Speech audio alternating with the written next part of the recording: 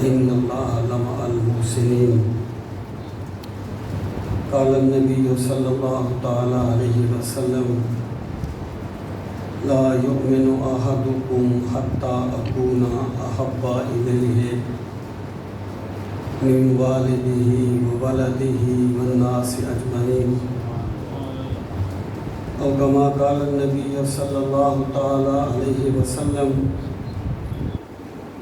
رب اشرح لي صدري ويسر لي أمري واحلل عقدة من لساني يفقه قولي. اللهم أرنا الحق حقا وارزقنا اتباعه وأرنا الباطل باطلا وارزقنا اجتنابه. اللهم أرنا الأشياء كما هي. إن الله وملائكته يصلون على النبي يا أيها الذين آمنوا صلوا عليه وسلموا تسليما. اللهم صل وسلم على سيدنا ومولانا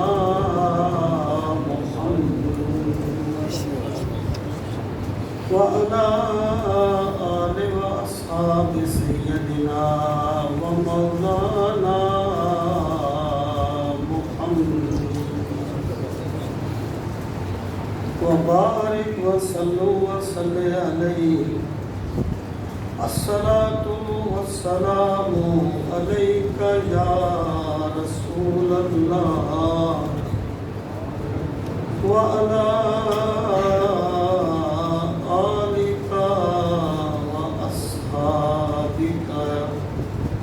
يا حبيب الله.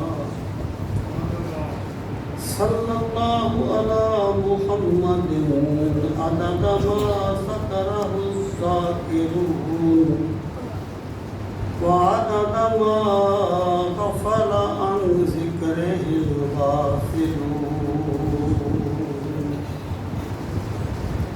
تیری نگاہ سے ذرے بھی مہر و ماہ بنے، تیری نگاہ سے ذرے بھی مہر و ماہ بنے، گدائے بے سر و ساما جہاں پناہ بنے. گدائے بے سر و ساما جہاں پناہ بنے، جہاں جہاں سے وہ گزرے جہاں جہاں ٹھہرے. جہاں جہاں سے وہ گزرے جہاں جہاں ٹھہرے، وہی مقام محبت کی جلوہ گاہ بنے. زمانہ وجد و کنا اب بھی ان کے طوف میں ہے. زمانہ وجد و کنا اب بھی ان کے طوف میں ہے. جو سنگ و خشت کبھی تیری جلوہ گاہ ٹھہرے، اور گھڑی بھر کے لیے ٹھہرے تھے وہ جس پیڑ کے نیچے. گھڑی بھر کے لیے ٹھہرے تھے وہ جس پیڑ کے نیچے. سنا ہے آج تک اس پیڑ کا سایہ مہکتا ہے. سنا ہے آج تک اس پیڑ کا سایہ مہکتا ہے. جہاں جہاں سے وہ گزرے جہاں جہاں ٹھہرے، وہی مقام محبت کی جلوہ گاہ بنے. زینت مسند صدارت الحاج محمد رشید صاحب، صدر جامع مسجد حاضہ، انتہائی عزت و احترام کے لائق حضرت علامہ صاحبزادہ پیر سید عارف بہاء الحق شاہ صاحب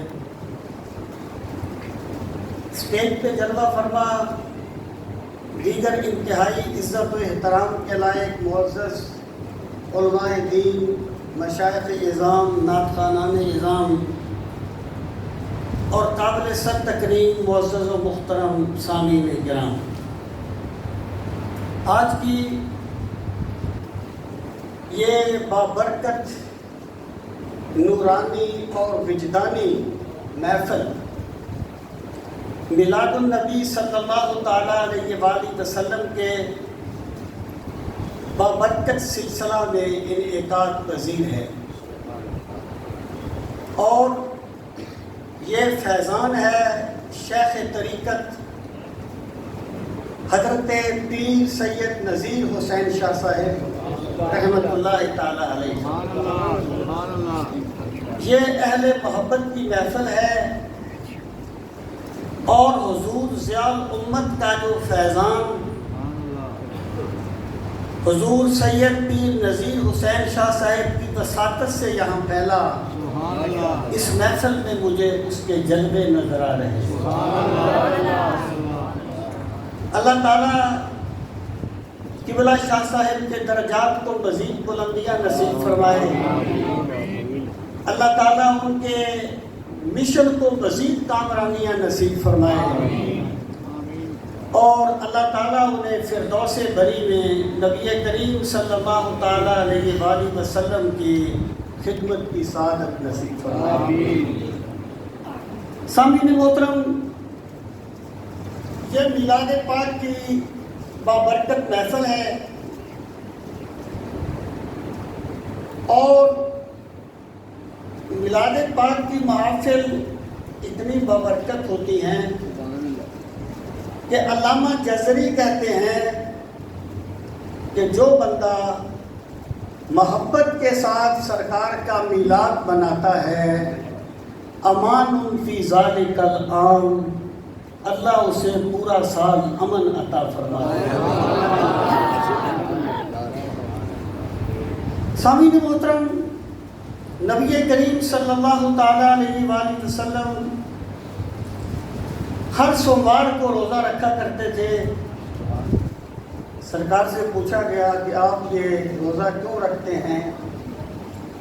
آپ نے فرمایا اسی دن مجھ پہ وحی آئی وفیہ ولدت، اور اسی دن میری ولادت ہوئی۔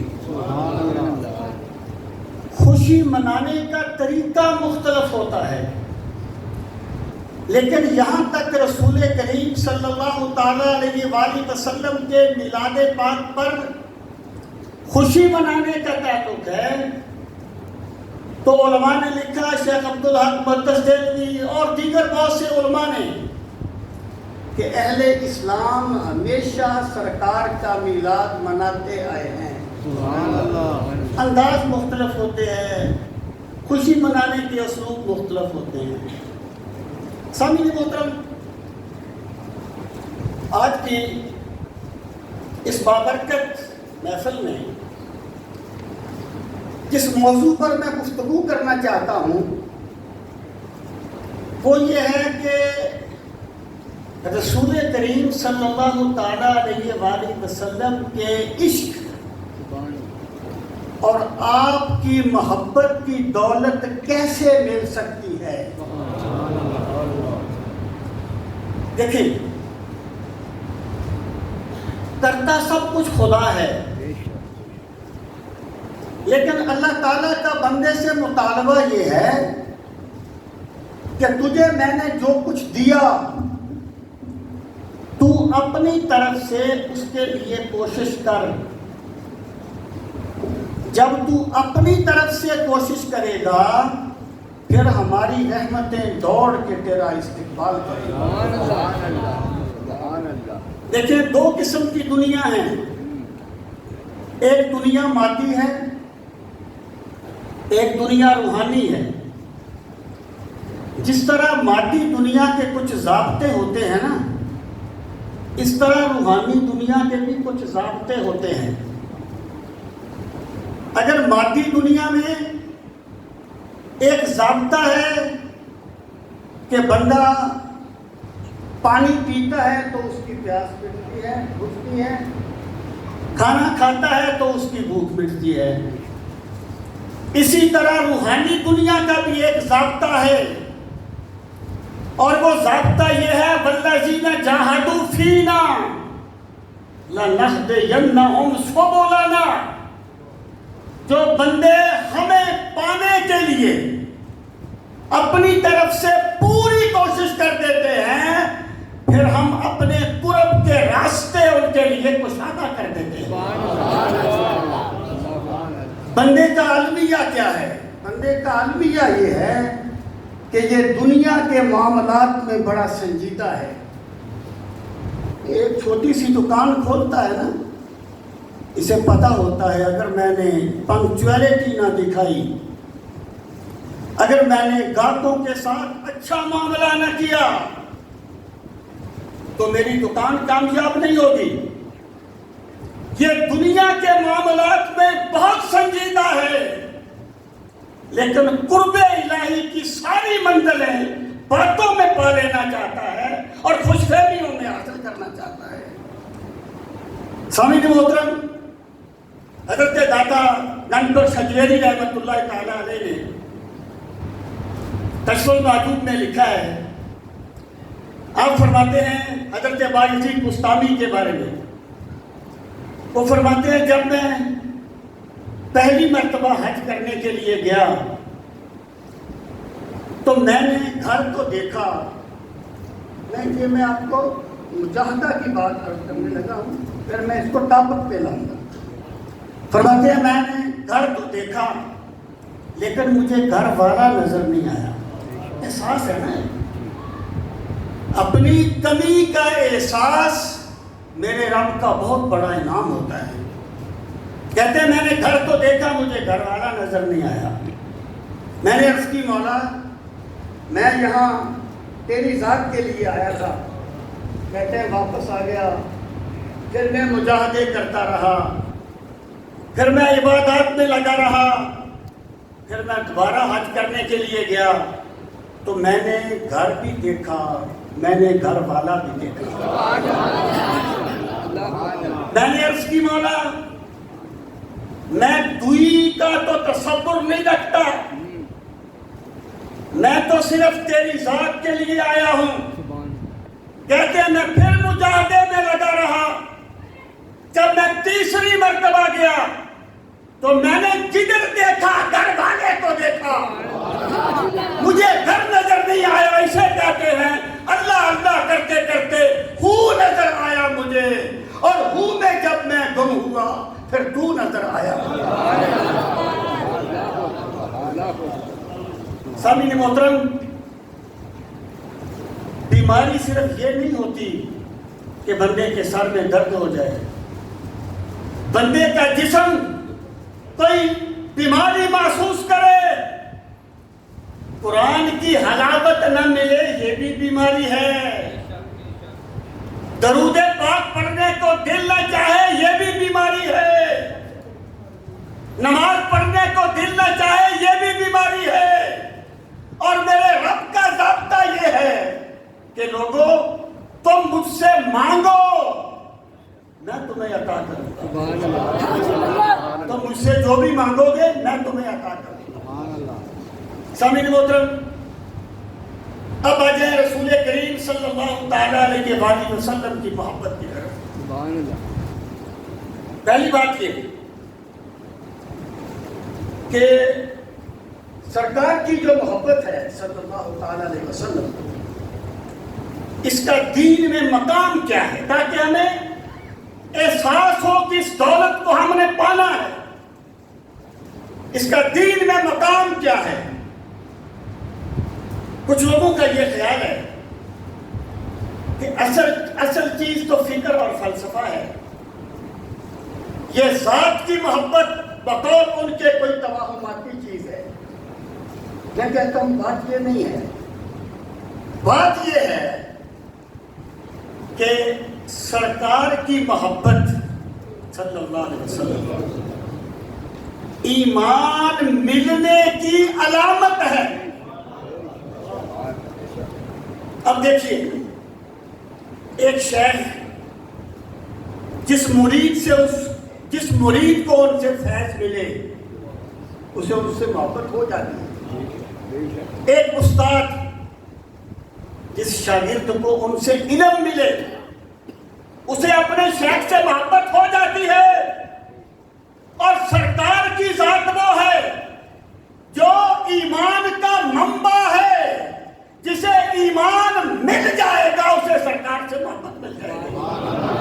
سبحان اللہ سبحان اللہ اللہ اللہ اللہ. تو سرکار نے فرمایا لا یؤمن احدکم حتی اکون احب الیہ من والدہ وولدہ والناس اجمعین. اے لوگوں, تم اس وقت تک مومن نہیں ہو سکتے جب تک اپنے والدین, اپنی اولاد اور تمام لوگوں سے بڑھ کر مجھ سے محبت نہ کرو. یہ جو سرکار دو عالم صلی اللہ علیہ وسلم کی محبت ہے نا, یہ تباہ و ماتی چیز نہیں ہے, یہ ایمان ملنے کی علامت ہے. اور جب یہ مل جائے تو پھر ایمان کے مزید راستے بندے پر کشادہ ہو جاتے ہیں. سامعین محترم, دوسری بات یہ کہ جو رسول کریم صلی اللہ تعالیٰ علیہ وآلہ وسلم کی محبت ہے, یہ کوئی اللہ تعالیٰ کی محبت کے برعکس چیز نہیں ہے. حضور ضیاء الامت رحمت اللہ تعالیٰ علیہ فرمایا کرتے تھے کہ لوگ ہمیں کہتے ہیں کہ تم نعتیں بڑی پڑھتے ہو, حمد نہیں پڑھتے. آپ فرماتے تھے میں انہیں کہتا ہوں کہ بھائی جب میں نعت حمد پڑھوں گا تو میں کیا کہوں گا؟ میں یہی کہوں گا نا, اللہ وہ ہے جس نے آسمان کو بنایا, اللہ وہ ہے جس نے کائنات کو بنایا, اللہ وہ ہے جس نے انسان کی تخلیق کی. میں کہتا ہوں میرا رب وہ ہے جس نے حضرت محمد الرسول اللہ کو بنایا اور جن کی شان یہ ہے کہ تیری مرضی باقیہ سورج پھرا الٹے قدم اور تیری انگلی اٹھ گئی ماں کا کلیجہ چل گیا. تو سرکار دو عالم صلی اللہ علیہ وسلم کی جو تعریف و توصیف ہے وہ بھی دراصل اللہ تعالیٰ کی ہی تعریف و توصیف ہے. اور سامعین محترم, میں یہی بات کہنا چاہتا ہوں کہ دیکھیں اللہ رب العزت نے ارشاد فرمایا کہ اے لوگوں, جب تک تمہیں تمام چیزوں سے بڑھ کر اللہ, اللہ کا رسول اور جہاد محبوب نہ ہو جائیں, فتربصوا, اس وقت تک اللہ کے عذاب کا انتظار کرو. اب آپ دیکھیں, ایک دل میں ایک محبت ہی سما سکتی ہے, دو تو نہیں سما سکتی. اللہ تعالیٰ نے اپنی محبت کا ذکر بھی کیا, سرکار کی محبت کا ذکر بھی کیا, اور پھر جہاد کی محبت کا ذکر بھی کیا. اس کی وجہ یہ ہے کہ اسلام میں اصل محبت اللہ کی ہے. پھر اللہ کے ناطے سے جو بھی محبت کی جائے گی وہ اللہ کی ہی محبت ہوگی. تو رسول کریم صلی اللہ تعالیٰ علیہ وآلہ وسلم کی جو محبت ہے یہ اللہ تعالیٰ کے مقابلے میں نہیں ہے, بلکہ جسے اللہ کی محبت ملے گی اسے سرکار مدینہ کی محبت ملے گی, اور جسے سرکار مدینہ کی محبت ملے گی اسے ہی اللہ کی محبت ملے گی. اگر کوئی بندہ یہ سمجھتا ہے کہ میں انبیاء کرام کے بارے میں کوئی گھٹیا انداز اختیار کروں اور یہ محبت الہی کا تقاضا ہے تو وہ غلط سمجھتا ہے. ایسی توحید تو شیطان بنا دیتی ہے, دیکھ سرکار کا انکار نہ ہونے پائے. جس بندے کو اللہ کی سچی محبت ملے گی وہی رسول کریم علیہ السلام سے محبت کرے گا, اور جسے سرکار کی محبت ملے گی وہی اللہ تعالیٰ سے سچی محبت کرے گا. سامعین محترم, اگلی بات میں یہ کرنا چاہتا ہوں کہ یہ جو ایک پوائنٹ ہے نا کہ سرکار کی محبت اللہ کی محبت کے منافی نہیں، یہ اللہ کی محبت کا ہی ایک مظہر ہے، کیونکہ اللہ کی وجہ سے محبت ہے۔ رسول کریم علیہ السلام نے فرمایا احب اللہ لما یغزوکم من نعمہ، اللہ سے محبت کرو۔ اب بندہ تو محبت اس سے کرتا ہے جس کو دیکھتا ہے، جس کو محسوس کرتا ہے۔ اب اللہ کی ذات تو بندے کے وہم و گمان میں بھی نہیں آتی، تو دل میں تو آتا ہے، سمجھ میں نہیں آتا۔ بس میں جان گیا ہوں تیری پہچان یہی ہے۔ اللہ کی ذات تو بندے کے وہم و گمان سے ماورا ہے، تو بندہ اللہ سے محبت کیسے کرے گا؟ فرمایا احب اللہ، اللہ سے محبت کرو، لما یغزوکم من نعمہ، اللہ نے تمہیں نعمتیں عطا فرمائی ہیں، اللہ کی عطاؤں کو یاد کرو، تمہیں اللہ کی محبت ملے گی۔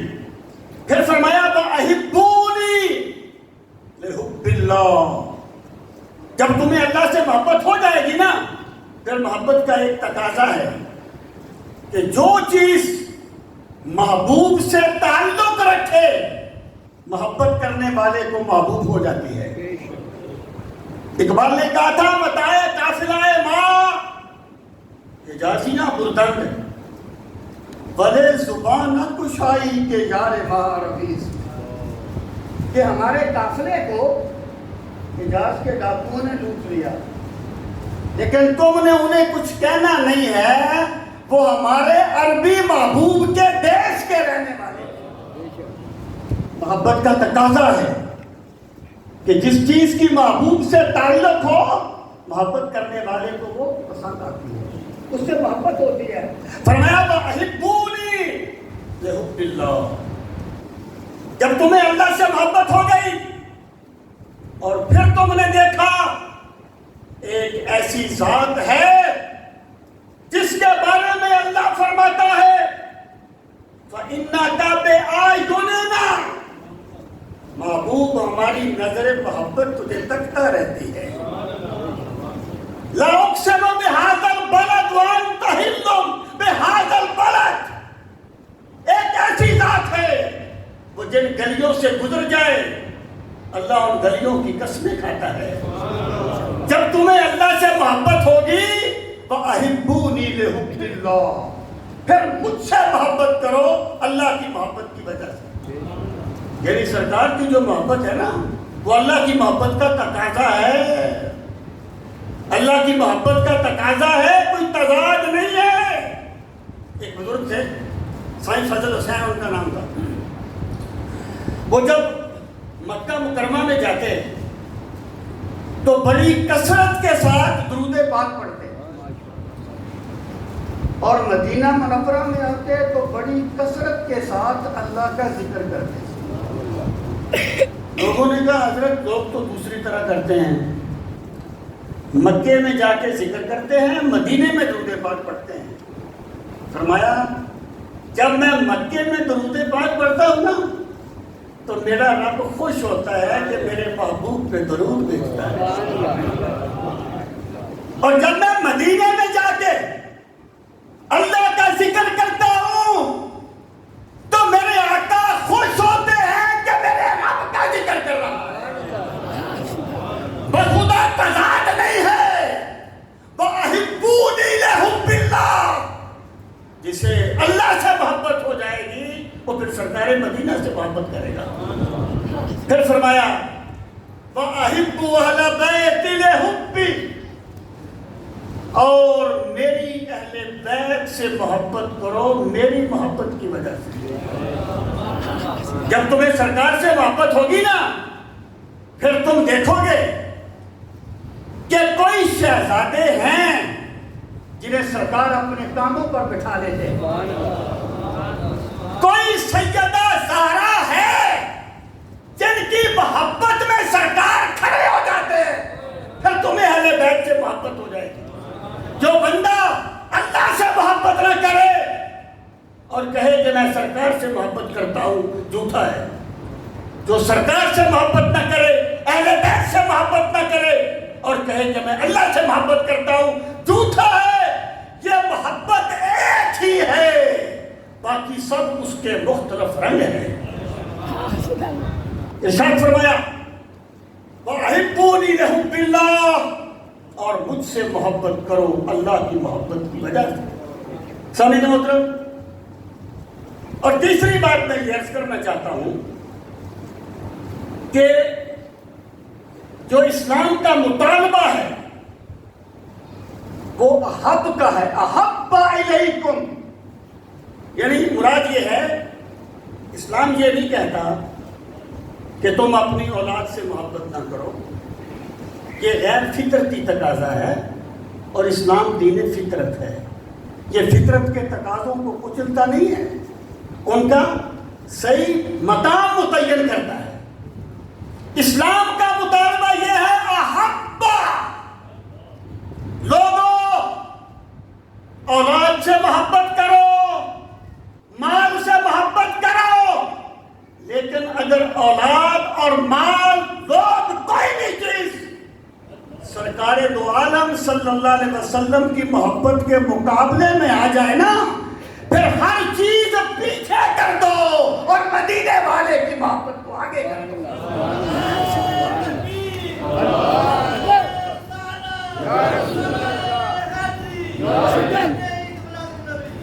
اسلام کا مطالبہ احب کا ہے، احب۔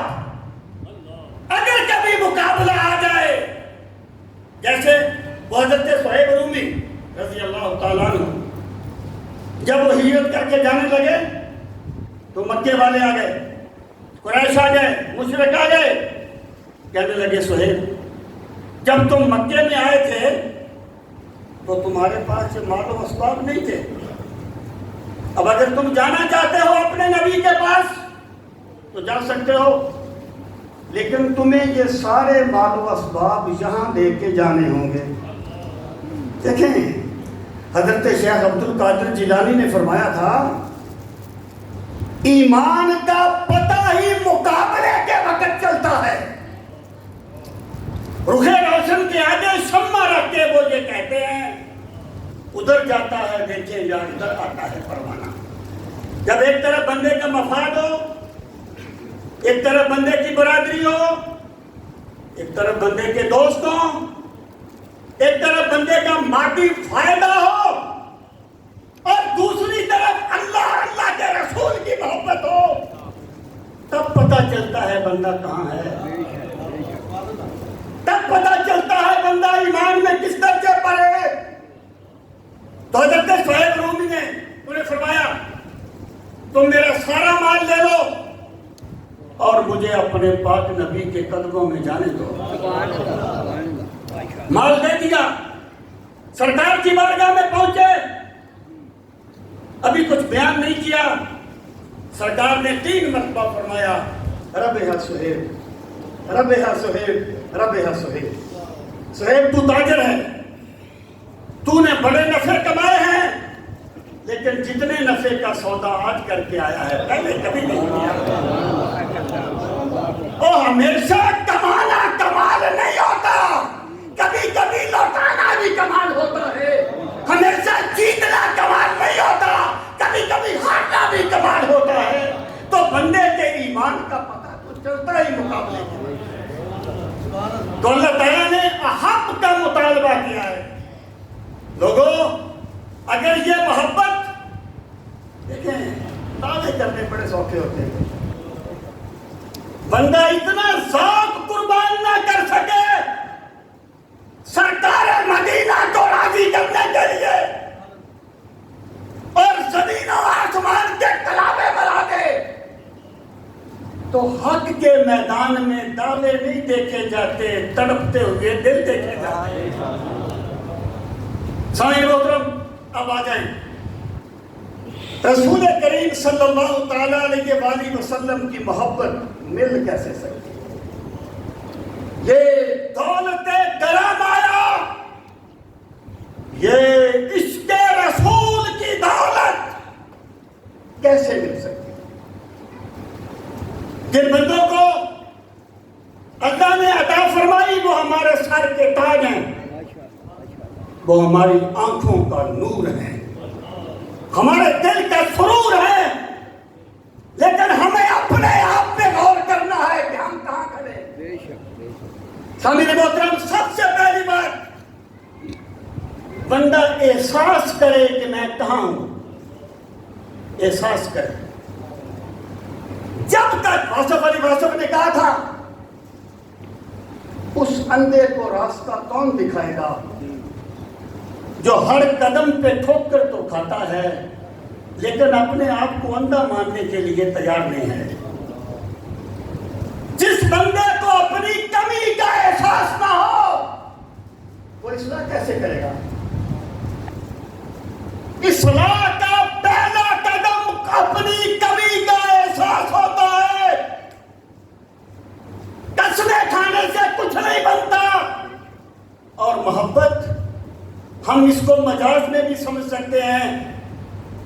ایک باپ اپنے بیٹوں سے اپنی اولاد سے محبت کرتا ہے نا تو انہیں سامنے بٹھا کے وہ گردان نہیں کرتا کہ میں تم سے محبت کرتا ہوں، میں تم سے محبت کرتا ہوں۔ وہ ایسے کام کرتا ہے جس سے وہ خوش ہو، وہ ان کی بہتری کے لیے کام کرتا ہے۔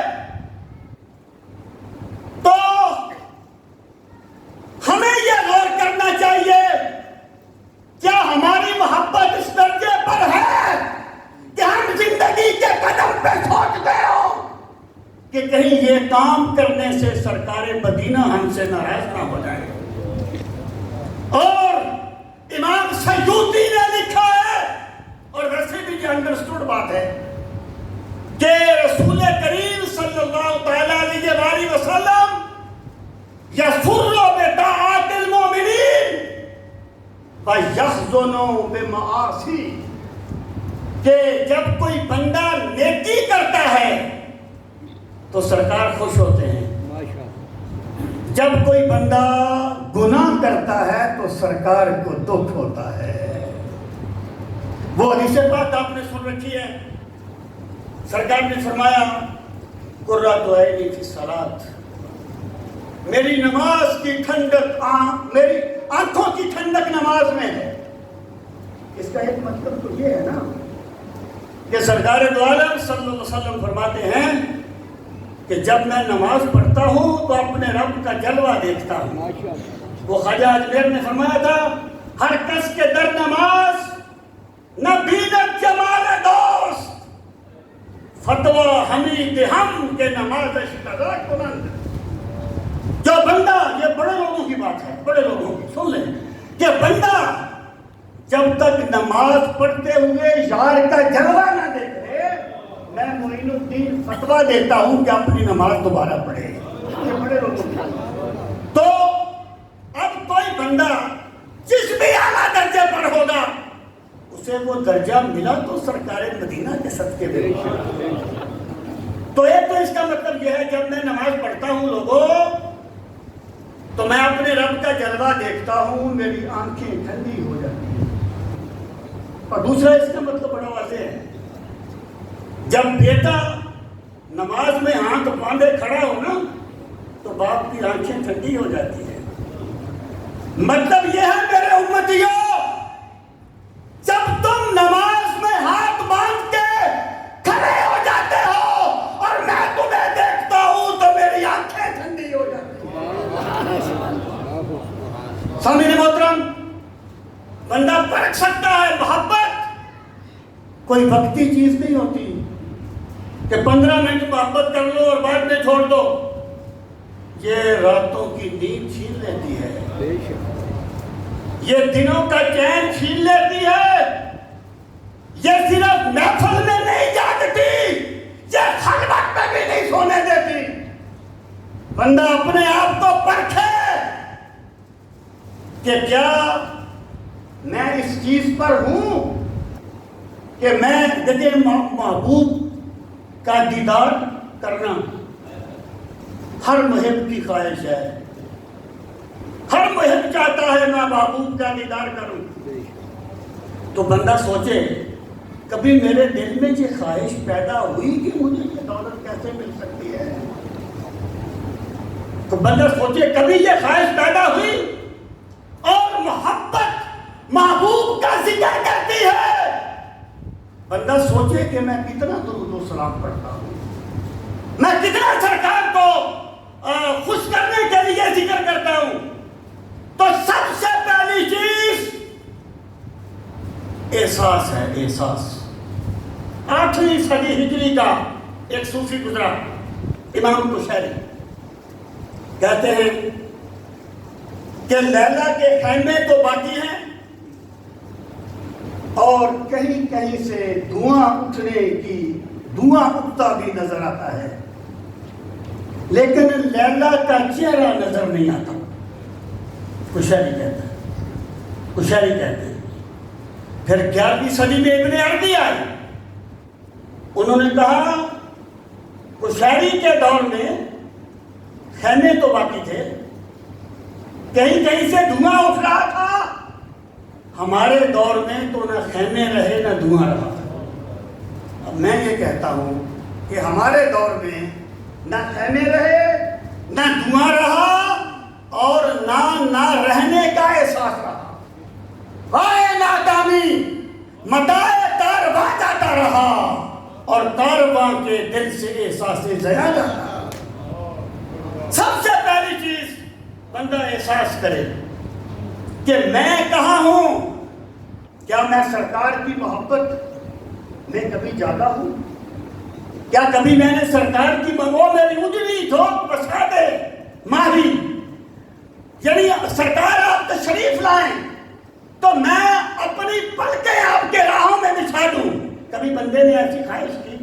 پہلی چیز میرے بھائی، جب ہمیں کمی کا احساس ہو گیا، اب پرابلم کیا تھا، کمال ایمان کیا ہے اور خوش فہمی کیا ہے، اس بات پر ہمیں غور کرنا چاہیے. قرآن کریم میں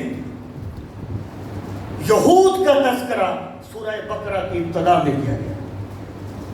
میں کبھی کبھی سوچتا تھا کہ یہود کا تذکرہ ابتدا میں کیوں آ گیا؟ ابتدا میں تو کوئی توحید کا بیان آنا چاہیے تھا. آخر اس میں کیا حکمت ہے؟ پھر یہ بات سمجھ آئی.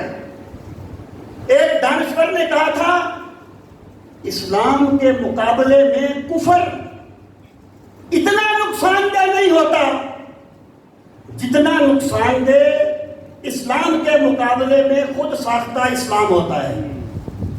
اور سمجھے آپ، کفر اتنا خطرناک نہیں ہوتا، وہ کافر ہے، وہ کافر ہے.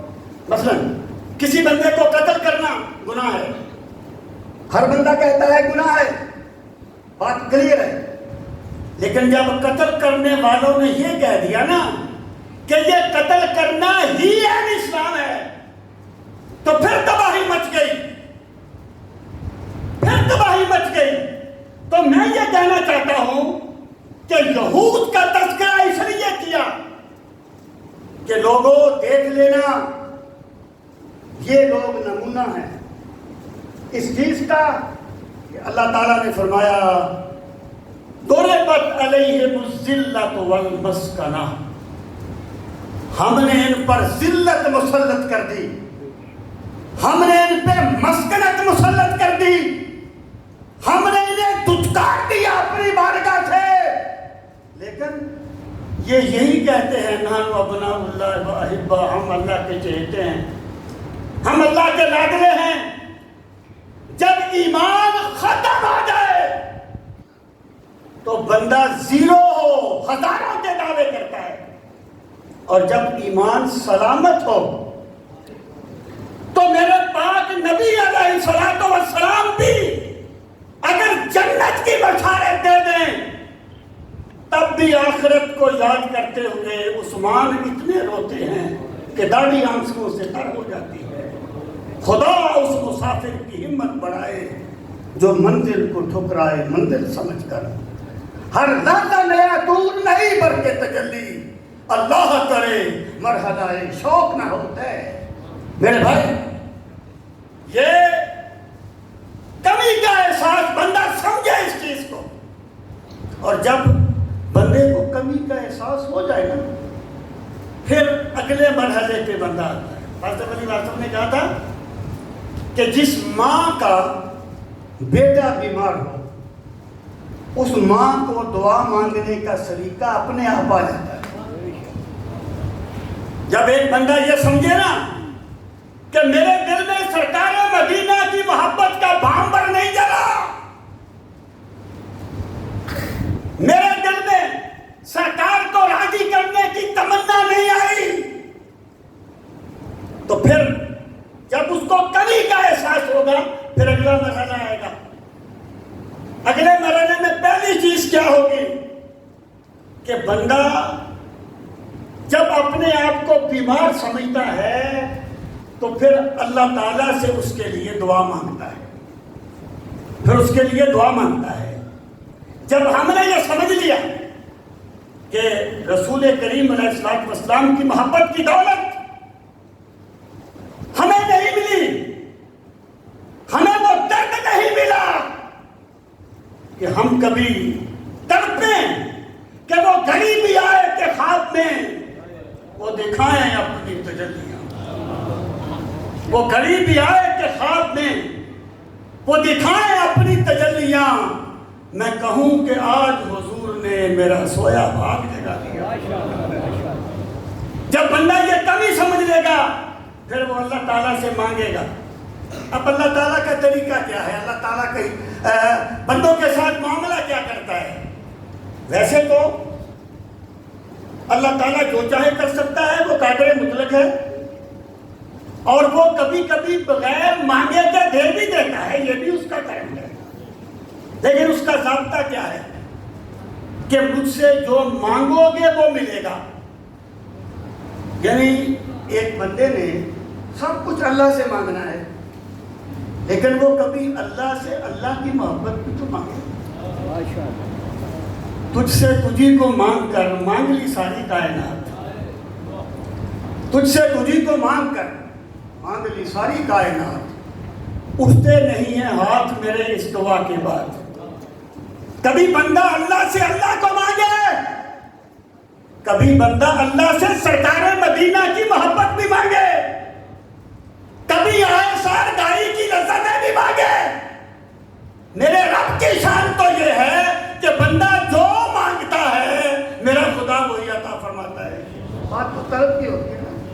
سیدنا فاروق اعظم رضی اللہ تعالیٰ عنہ کی طلب دیکھیں اور پھر میرے رب کی عطا دیکھیں کہ دعا مانگتے تھے کہ اللہم ارزقنی شہادتاً فی سبیلک وموتاً فی بلد حبیبک۔ اے اللہ میں تجھ سے تیری راہ میں شہادت مانگتا ہوں اور موت بھی تیرے نبی کے شہر میں مانگتا ہوں۔ یہ طلب تھی۔ پھر کیا ہوا؟ میرے رب نے سب کچھ عطا فرما دیا، شہادت بھی ملی اور حملہ بھی اس وقت ہوا جب سرکار کی مسئلے پہ بات تو طلب کی ہوتی۔ ایک مرتبہ میاں عبدالرشید صاحب نے نور بصیرت میں لکھا، طلب کی بات عرض کر رہا ہوں، فرمانے لگے کہ لاہور میں ایک حکیم صاحب تھے، ان کا طریقہ یہ تھا، وہ کہتے کہ مجھے درخواست دو، میں تمہاری درخواست سرکار مدینہ صلی اللہ علیہ وسلم کی بارگاہ میں پہنچا دوں گا۔ کہتے لوگ جاتے، کوئی کہتا فلاں بیماری ہے، آپ عرض کر دے، ٹھیک ہے، بیماریوں کے علاج بھی تو سرکار سے ہم نے مانگ لیا نا۔ تو کوئی کہتا جی بیٹے کو نوکری نہیں ملی، کاروبار چھٹ نہیں ہے۔ میاں صاحب کہتے ہیں میں بھی چلا گیا، میں نے اپنی درخواست میں لکھا یا رسول اللہ صلی اللہ علیہ وسلم مجھے اپنی محبت نصیب فرمائیے۔ کہتے ہیں جب اس حکیم صاحب نے میری وہ درخواست پڑھی نا تو اچھلے اپنی جگہ سے، کہنے لگے بیٹا تیری طلب بڑی اونچی ہے، جو تیری درخواست ہے نا یہ سرکار کی بارگاہ میں میں خود نہیں پہنچا سکتا، یہ داتا حضور کے چینل سے جائے گی، اس کا جو پراپر چینل ہے نا وہ داتا حضور ہے۔ تو کہتے ہیں میں تو درباروں پر جاتا نہیں تھا اس وقت، میں نے کہا جی میں تو نہیں جاتا درباروں پر۔ انہوں نے کہا اچھا تم باہر کھڑے ہو جانا، جو تیرا طریقہ ہے اس کے مطابق فاتحہ پڑھ لینا، جو بھی کر لینا، میں اندر جاؤں گا۔ کہتے ہیں میں ان کے ساتھ چلا گیا، وہ اندر چلے گئے، میں باہر کھڑا رہا۔ کہتے ہیں چند دن گزرے، میں نے اپنے دل میں ایک چینج محسوس کی۔ میرا دل کہتا تھا میاں عبدالرشید اٹھ اور مدینے والے پہ درود پڑھ، میاں عبدالرشید اٹھ اور رب کو سجدے کر، اور بھائی تو ہی نادا چند کلیوں پہ قناعت کر گیا، ورنہ گلشن میں علاج ٹنگی دھما بھی ہے۔ بندے کو چاہیے کہ اپنی طلب کو اونچا کرے، جب اسے اپنی کمی کا احساس ہوگا نا پھر وہ اللہ تعالیٰ سے مانگے گا کہ پروردگار اپنی محبت عطا فرما اور اپنے پاک نبی صلی اللہ علیہ وسلم کی محبت عطا فرما۔ سبحان اللہ۔ سامعین محترم، پھر اگلا مرحلہ آئے گا۔ اگلا مرحلہ کیا ہوگا؟ اس میں کسب آتا ہے، کرتا سب کچھ اللہ ہے، لیکن یہ دنیا عالم اسباب ہے، یہ دنیا عالم اسباب ہے، یہاں سب کچھ سبب کے پردے میں ہوتا ہے۔ ایک بندہ ایک درخت کے نیچے کھڑا ہوا تھا، سخت طوفان آنے والا تھا، انگور کٹائیں چھائی ہوئی تھی۔ ایک بندہ پاس سے گزرا، اس نے کہا گھر چلا جا، طوفان آئے گا، درخت گرے گا، تیرا کوئی نقصان نہ ہو جائے۔ اس نے کہا اللہ مجھے بچا لے گا۔ چار بندے گزرے، چاروں نے کہا گھر چلا جا۔ اس نے کہا نہیں میں بچ جاؤں گا، اللہ مجھے بچا لے گا۔ طوفان آیا، درخت گرا، نیچے آ کے مر گیا۔ کسی نے کسی اللہ والے سے پوچھا، وہ بندہ اللہ کے سہارے پہ کھڑا تھا، اللہ نے اسے بچایا کیوں نہیں؟ اس اللہ والے نے کہا اللہ نے اسے 4 مرتبہ کہا تھا گھر چلا جا، طوفان آئے گا، اس نے اللہ کی مانی نہیں۔ یہاں اللہ خود آ کے باتیں نہیں کرتا، یہ عالم اسباب ہے، یہاں اللہ سبب کے پردے میں بولتا ہے۔ اللہ تعالیٰ کا تقاضا یہ ہے کہ بندو تم اپنی طرف سے وہ کرو جو کر سکتے ہو، پھر ہم تمہارا ہاتھ پکڑ کے تمہیں اپنے حریم ناز میں لے آئیں گے۔ حضور جلال امت رحمت اللہ تعالیٰ علیہ ایک مرتبہ فرمانے لگے، صحیح بخاری پڑھ رہے تھے، وہ جو حدیث ہے نا، حدیث قدسی ہے کہ اللہ تعالیٰ فرماتا ہے کہ بندہ میری طرف 1 قدم چلے تو میں 2 قدم چلتا ہوں، وَإِنْ أَتَانِي يَمْشِي أَتَيْتُهُ هَرْوَلَةً، اگر بندہ میری طرف چل کے آئے تو میں دوڑ کے اس کی طرف آتا ہوں۔ یہ ایک تشبیہ ہے اللہ تعالیٰ، یعنی ہمارے دوڑنے کے کنسیپٹ سے پاک ہے، جیسا اس کی شان کے لائق ہے۔ پھر سب قبلہ فرمانے لگے دیکھو عرش اللہ کی تجلیات کا مرکز ہے، اور ایک زمین اور آسمان میں کتنے لاکھ نوری سال کا فاصلہ ہے۔ فرمانے لگے یہ فاصلے اس وقت نہیں سمٹتے جب بندہ بھاگتا ہے، یہ اس وقت سمٹتے ہیں جب رب دوڑ کے بندے کا استقبال کرتا ہے۔ تو اللہ تعالیٰ کا طریقہ یہ ہے بندو تم جو کر سکتے ہو وہ کرو، جو کمی رہ جائے گی وہ میں پوری کروں گا۔ اب کیا ہوگا؟ اب سرکار کی محبت حاصل کرنے کے لیے بندے کو کیا کرنا چاہیے؟ ایک ہوتا ہے کسی چیز کو تقلیداً پڑھنا، تقلیداً، ایک ہوتا ہے کسی چیز کو کریٹ کرنا۔ مثلا ہم کہیں کہ جناب علامہ اقبال بہت بڑا شاعر ہے، تقلیدی طور پہ سنتے آئے، لیکن جس بندے نے اقبال کو پڑھا پھر اس نے تقابل کیا، پھر وہ اس نتیجے پر پہنچا کہ واقعی یہ بہت بڑا شاعر ہے، اس نے تخلیقی طور پہ اقبال کو سمجھا۔ میرے بھائی، رسول کریم صلی اللہ تعالی علیہ وسلم کی حیات مبارکہ، آپ کی سیرت طیبہ، اسے پڑھنا اور پھر بندے کو پتہ چلے گا کہ رسول کریم علیہ السلام کی ذات کو اللہ تعالیٰ نے کس طرح اپنے حسن و جمال کا پیکر بنا کے بھیجا تھا، اور بالخصوص جو شمائل ہیں، شمائل کو پڑھنا. دیکھیں بعض مباحث ایسے ہوتے ہیں جو یقین میں اضافہ نہیں کرتے، وہ ایک مرحلے پہ جا کے بندہ پڑھتا ہے. شمائل کیا ہوتے ہیں؟ اللہ تعالیٰ نے سرکار کو کیسا حسن دلربا عطا فرمایا تھا، سرکار کا روح زیبا کیسا تھا.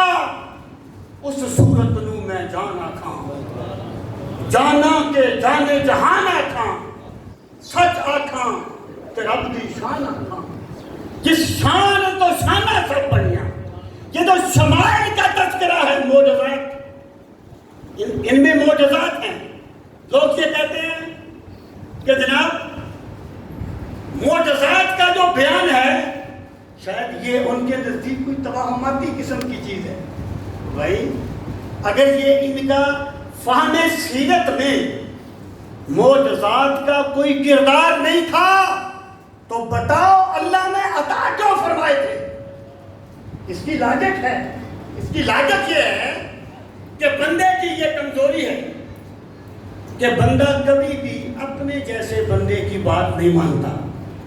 جسے یہ اپنے جیسا سمجھتا ہے نا اس کا عقیدت مند نہیں ہوتا. اللہ تعالیٰ اپنے انبیاء کرام کو معجزات عطا فرماتا ہے، اور معجزہ کیا ہوتا ہے کہ جس کام کو پوری دنیا نہیں کر سکی اسے اللہ کا پیغمبر کرتا ہے. حضرت عیسیٰ کے زمانے میں یہ یونانی طب اپنے عروج پر تھی، لیکن کوئی طبیب ایسا نہیں تھا جو مادرزاد اندھے کو ٹھیک کر دیتا. اللہ تعالیٰ نے اپنے پیغمبر کو جو شان عطا فرمائی کہ آنکھ پہ ہاتھ پھیر دینا نور میں عطا کر دوں گا. یہ معجزات یقین پیدا کرتے ہیں. معجزات اور شمائل کو پڑھنا یہ بندے کو رسول کریم علیہ السلام کی محبت عطا کرتے ہیں. اور سامعین محترم اگلی بات یہ رسول کریم علیہ السلام کی محبت پانے کا راستہ ہے. اگلی بات یہ کہ جو اہل محبت ہے نا بندہ ان کے پاس بیٹھے. یہ صحبت کا بڑا فیض ہے. مولانا روم نے کیا کہا تھا؟ یک زمانہ صحبت با اولیاء بہتر از 100 سالہ طاعت بے ریا. اولیاء کے پاس ایک لمحے کے لیے بیٹھ جانا وہاں پہنچا دیتا ہے جہاں سینکڑوں سال کی اخلاص سے کی ہوئی عبادت نہیں پہنچاتی. یہ صحبت کا فیض ہے. رسول کریم صلی اللہ تعالیٰ علیہ وآلہ وسلم آپ کے قال کا بھی فیض ہے، آپ کے حال کا بھی فیض ہے، آپ کے فرامین کا بھی فیض ہے اور آپ کی صحبت کا بھی فیض ہے. مثلا حضرت ابو ذر فرماتے ہیں کہ ایک مرتبہ اختلاف قرات کے بارے میں میرے دل میں شک پیدا ہو گیا، اور ایسا شک کہ جو اس وقت بھی نہیں تھا جب ابھی میں نے اسلام قبول نہیں کیا تھا. تو فرماتے ہیں میں رسول کریم علیہ السلام کی بارگاہ میں حاضر ہوا. ابھی میں نے بتایا نہیں کہ یا رسول اللہ صلی اللہ علیہ وسلم میں اس لیے آیا ہوں. فرماتے ہیں جب میرے دل میں وہ بات گزری نا رسول کریم صلی اللہ تعالیٰ علیہ وآلہ وسلم نے میری دلی کیفیت کو پڑھ لیا، جان لیا. فرماتے ہیں پھر سرکار نے اپنا دست پاک میرے سینے پر مارا اور وہ جو شک تھا نا وہ ختم ہو گیا، اور یقین اس طرح ٹھاٹھے مارنے لگا کأنی انظر الی اللہ، گویا کہ رب میرے سامنے ہے اور میں رب کا دیدار کرتا ہوں.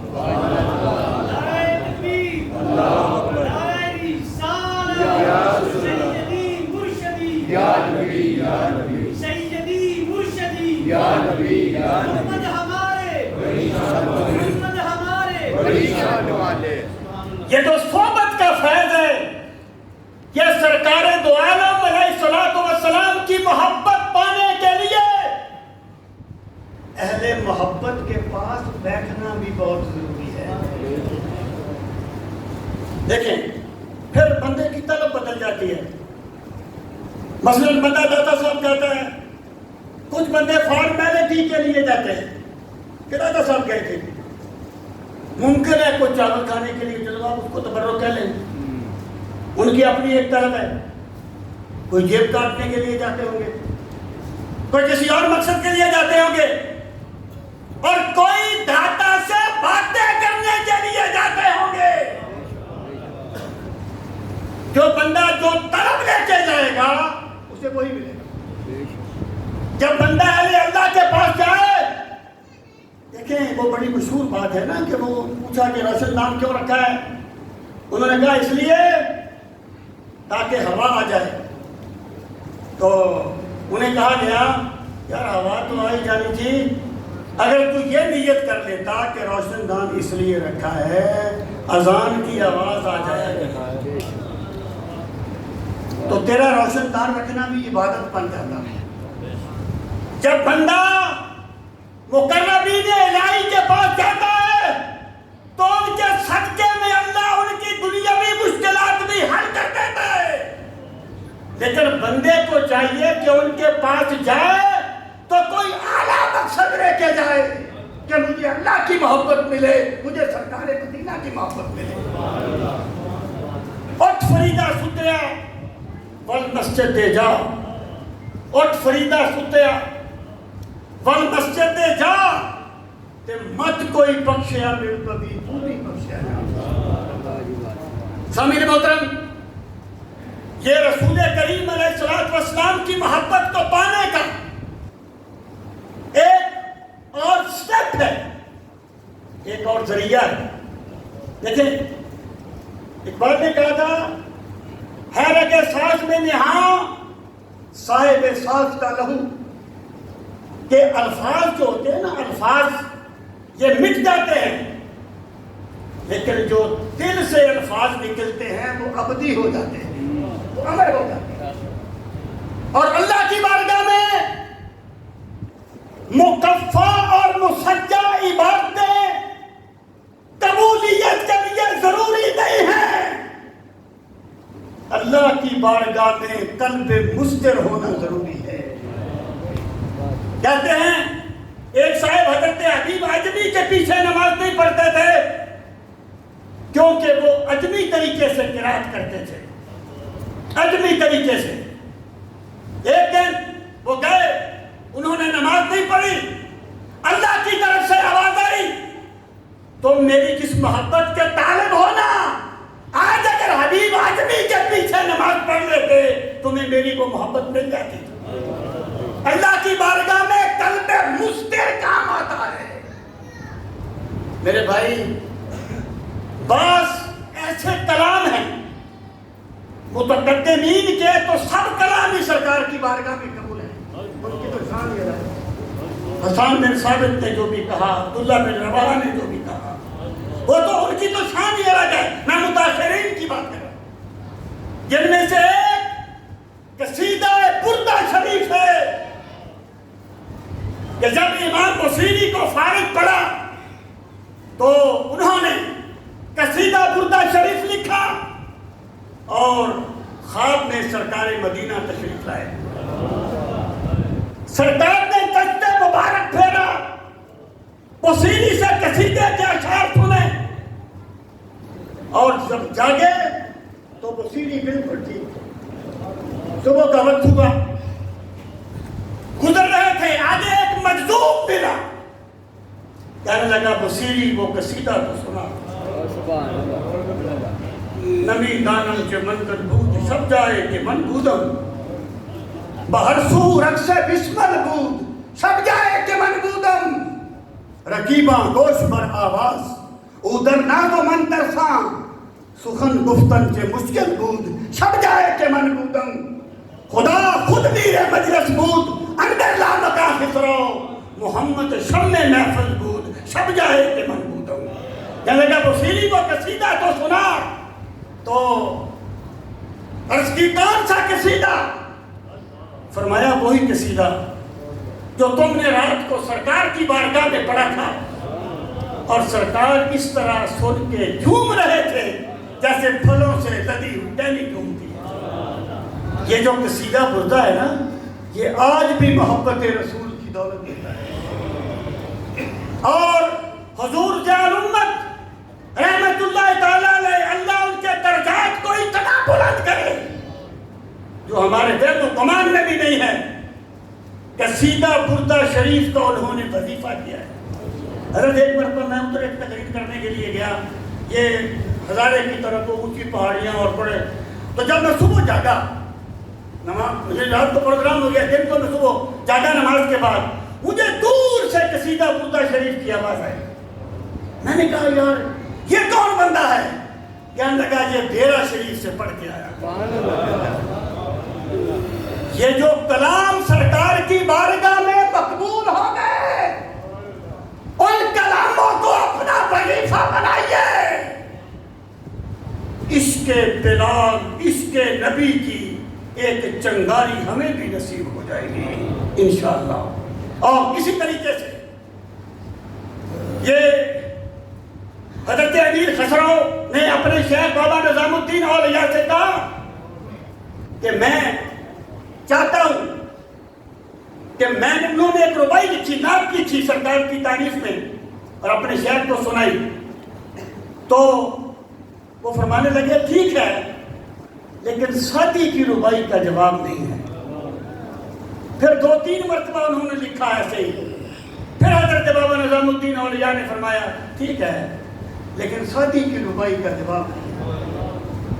ایک دن آپ نے عرض کی حضرت میں سمجھا نہیں ہوں یہ بات کہ کس طریقے سے اس کا کیا مطلب ہے. فرمایا رات کو میں آپ کو بلاؤں گا. جب 2 بجے نا حضرت بابا نظام الدین اپنی کیفیت میں پہنچے تو بلا لیا امیر خسرو کو. دیکھا سرکار کی کچہری لگی ہوئی ہے, سرکار کی محفل جمی ہوئی ہے اور حضرت شیخ سعدی سرکار کو ہوا چل رہے ہیں اور پڑھ رہے ہیں بلغ العلا بکمالہ کشفت دجا بکمالہ حسنت جمیع خصالہ صلوا علیہ وآلہ. یہ جو کلام سرکار کی بارگاہ میں مقبول ہو گئے ان کو دہرانے سے دیکھیں عادت جو ہوتی ہے نا, عادت اور فطرت میں اس میں ایک فرق ہوتا ہے. فطرت وہ ہے جو ایک بندہ جو ہر بندے کی یکساں ہے, یہ فطرت ہے. کوئی بندہ آپ کو ایسا نہیں ملے گا جسے بھوک نہ لگتی, جو اپنے بچوں سے محبت نہ کرتا ہو. یہ بندے کی فطرت ہے. عادت بندہ خود بناتا ہے, خود بناتا ہے. اور جب عادت بندہ بنا لیتا ہے وہ اچھی عادت بنا لے اسے اس میں لطف آئے گا, بری عادت بنا لے اسے اس میں لطف آئے گا. میرے بھائی اگر ہم یہ چاہتے ہیں کہ ہمیں سرکار کی محبت ملے تو ہمیں چاہیے کہ ان کلاموں کو پڑھنا اپنی عادت بنائیں. اور اقبال نے ایک اور بھی بات کہی تھی. اقبال نے کہا تھا در اطاعت کوش اے غفلت شیار می شود از جبر پیدا اختیار. اے بندے اللہ کی اطاعت میں کوشش کیا کر. اگر تیرا دل نہیں چاہتا نا نماز پڑھنے کو اپنے اوپر جبر کر کے بھی پڑھا کر. اگر تیرا دل نہیں کرتا کوئی نیک کام کرنے کو جبر کر کے بھی پڑھا کر. جب تو جبر کر کے پڑھے گا پھر اللہ تعالیٰ تیرے لیے اسی میں لذت پیدا کر دے گا. اللہ تعالیٰ تیرے لیے اسی میں حسن پیدا کر دے گا. تو سامعین محترم اگر ہم یہ عادت بنائیں درود و سلام کی, شمائل پڑھنے کی, اور وہ کلام جو سرکار مدینہ صلی اللہ تعالیٰ علیہ وآلہ وسلم کی بارگاہ میں مقبول ہو گئے انہیں پڑھنے کی، تو اس کی لذتیں کا کوئی اور لذت مقابلہ نہیں کر سکے گی۔ محبت کو سمجھنا ہے تو نہ سے خود محبت کر، کنارے سے کبھی اندازہ طوفان نہیں ہوتا۔ سامعین محترم، رسول کریم صلی اللہ تعالیٰ علیہ وآلہ وسلم کی محبت وہ چیز ہے کہ عشق سرکار کی ایک شمع جلا لو دل میں، عشق سرکار کی ایک شمع جلا لو دل میں، اور بعد مرنے کے لحد میں بھی اجالے ہوئے، بعد مرنے کے لحد میں بھی اجالے ہوئے۔ تو جس طریقے سے ہم یہ سمجھتے ہیں کہ میٹرک کا امتحان پاس کرنے کے لیے 10 سال پڑھنا پڑے گا، تو یہ تو بڑی چھوٹی سی چیز ہے میٹرک کی ڈگری لینا، اور رسول کریم علیہ السلام کی محبت، یہ تو میں کہتا ہوں کائنات کا سب سے بڑا سرمایہ ہے۔ بندے کو چاہیے کہ بندہ جیسے اپنے دیگر معاملات میں سنجیدہ ہوتا ہے ویسے ان معاملات میں بھی سنجیدہ ہو جائے۔ جب وہ سنجیدہ ہو کے چلے گا پھر میرا خدا اس پر اپنے قرب کے دروازے کشادہ کر دے گا، اپنے قرب کے راستے اس پر کھول دے گا۔ خداوند قدوس ہم سب کو دین کا فہم صحیح نصیب فرمائے۔ وما علینا الا البلاغ۔